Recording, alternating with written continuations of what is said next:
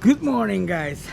Guys, before I start this video, I have announcement for you. Very important news, especially for you guys who are already in Bali, in Indonesia. From 19th of April all the way to the 25th of April, next week, the immigration all over Indonesia will close. So it's a public holiday. From the 19th of April all the way to the 25th of April. The immigration will open again on the 26th of April. Check your visa expires date right now at this moment. Post this video. Now, let's start our video. Welcome to What's Up Bali channel, the #1 channel for you to know how to travel to Bali, how to stay in Bali, and condition in Bali now. If you're interested on those, consider to subscribe. After my last video, as I said, I received quite a lot of email. People got wondering what will happen to them if they got caught by the immigration, and how in the beginning you got caught. Let's start from there. Let's start how actually you got caught. Well, I don't think I need to explain if you do something criminal. Now let's talk about something that you thought is impossible. You got caught, because a lot of people think, oh, you won't be got caught, no one will know. You know, a lot of people think that. It's getting raining. Let's get something.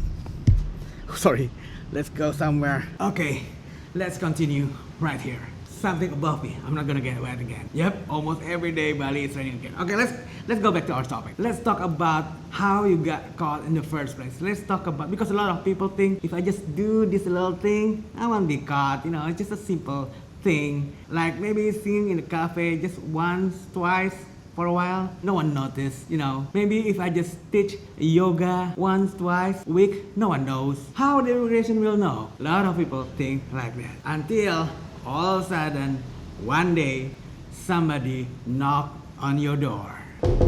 Hello, Mr. XXX or Miss XXX. This immigration, please open up the door. They're gonna ask your passport and ask you to go to the immigration office for questioning. You must be wondering, oh, what happened now? Then when you are in the immigration office, they're gonna start asking you questions. Start with an easy one, like how are you? How long have you been here in Bali? What do you do? What is your activity? And then ask your hobby, and then you just say, I'm a model, you know. And then you got trapped without you notice. And then they're gonna show you some screenshots from your social media, from Facebook, maybe in the Facebook group, that you cannot say no. Somehow they got proof that you're doing a job. Then you realize you are in deep problem, because they do have special tasks monitoring all those Facebook groups, all those social media.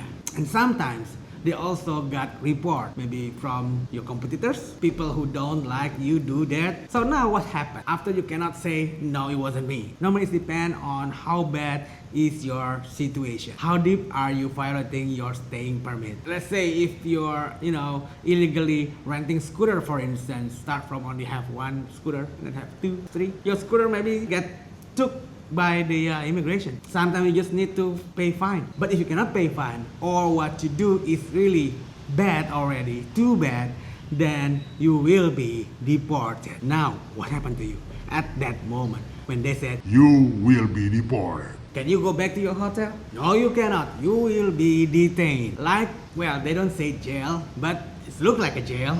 I mean, with the bars and everything, and you cannot go out from that jail. It's just located at the immigration. And how long you will be detained in that jail? Well, it depends when you can fly back to your country. So who's gonna pay? You. You're gonna pay your own ticket. No one's gonna pay for you. Well, if you cannot afford, they will ask you to contact your family. The immigration also try to contact your embassy, but most of the case, only few embassy will pay for your ticket. Sometimes they also look at the case. Most of the time, foreigners pay themselves from their family. So normally, you only got detained about an average 1 month. So until then, until you can leave the country, you stay in the jail. But guys, I believe none of you really want to violating your staying permit. So again, I'm gonna say, please make sure you know when is your expired date. Okay? Check in your passport, this little sticker right here. There's a date there. Make sure you know it, and do extend it 10 days before that expires date. You can do it yourself, or you can do it through visa agency. And for you, the B211A visa holder, the Delta, the D212 visa holder, all the KITAS holder, contact your visa agency if your permit or KITAS or visa need to be extended. Yes, for the B211 visa, D212 visa, and the KITAS holder cannot extend yourself. You have to contact your visa agency like me. Contact me. And which reminds me, I'm gonna say it again. Look at this. Okay, this is coming from the immigration. From the 19th of April all the way to the 25th of April, so it's about a week, the Office of Immigration will close all over Indonesia. It's not only on Bali. It's not like Nyepi, which is only in Bali, but it's all over Indonesia. From 19th of April all the way to the 25th of April, the Office of Immigration will close. It's the public holiday. All government offices actually close. They will be open again on the 26th. So check your visa expires date right now, at this moment. Check it. Take your passport, open up the page, and then look at that. What date? You know, the funny thing is, wait, let me put this here. Okay. You know, the funny thing is, I got a question. Okay, do you think we can go to other country as long as out of Indonesia if you got deported? Do you think other countries still accept you to come if you got deportation stamp, the red stamp in your passport? No, you have to go back to your country with should be the only country can welcome you. So it's not a free ticket to go out from Indonesia. I hope there's nobody thinking about that, to get a free ticket to go back to your home. I cannot afford a ticket. Let's get deported. Get free ticket. No, it doesn't work like that. And remember, as I said in my previous video, don't do any freelance job if you don't have a freelance visa.